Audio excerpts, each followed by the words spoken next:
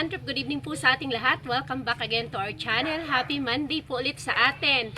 At sa mga bago pa lang po sa channel na ito at hindi pa nakapag-subscribe, pakiclick na lang po ang subscribe button at huwag nyo na rin pong kalimutan ang notification bell para ma-notify kayo sa mga susunod pa nating i-upload na video. Mabilisang lang po ito, kasagutan para sa katanungan. Shout out po Ma'am Catherine Miranda. Sa brake shoe po ma'am, ano po kaparehas ng TMX125 brand? Okay, so sa TMX po, TMX125 Alpha, pang front po yun siya, yung front na, pang rear.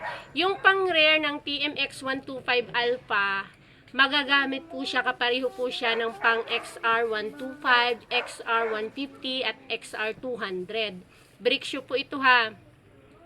Pang likod ng TMX125 Alpha ay kapareho siya ng XR125, XR150 at XR200. Pero kapag ang packaging niya ay TMX125, medyo mura siya. Pero depende pa rin sa brand. Pero kapag ang packaging niya ay XR125 or 150 or 200, tapos depende pa sa brand, medyo pricey siya compare doon sa pang TMX125 ang kanyang packaging. Ngayon pagdating naman sa harap, ang pangharap naman ng TMX125 Alpha ay kapareho siya ng mga Honda Beat, Click at Supremo. Yun yung pangharap ng TMX125 Alpha, which is naman yung pang XR naman ay naka-brake pad naman yung pang XR. So, parang medyo magulo siya talaga actually. Magulo na parang nakakalito sa totoo lang.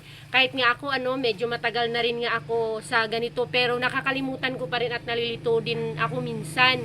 Kasi nga, yung pangharap ng pag bibili ka ng pangharap ng pang-alpha, yung kapareho niya. Halimbawa, hindi available ang alpha, pero available ang click, available ang beat. Ayan, supremo, pwede yun siya. Pareho lang sila. Pero kapag sa likod na, kapareho niya na ang XR125, XR150 at XR200. At ang naman, ang sa brake pad naman, ay ganito na yung brake pad ng pang mga XR. Yan. So, harap ng XR ay XR125, 150, 200 ay brake pad sila. Pero ang panlikod nila, pang brake shoe ng pang Alpha. Gulo, diba? So, yun lang. Sana ay nakatulong ang ating konting kasagutan para sa ating konting katanungan ni Ma'am Catherine Miranda. Sana po ay mag-subscribe kayo sa mga hindi pa nakapag-subscribe and please hit the like button at pa-subscribe na rin po at pa-click na rin ang notification bell para ma-notify kayo sa susunod pa nating upload na video, maybe bukas na naman. Bye!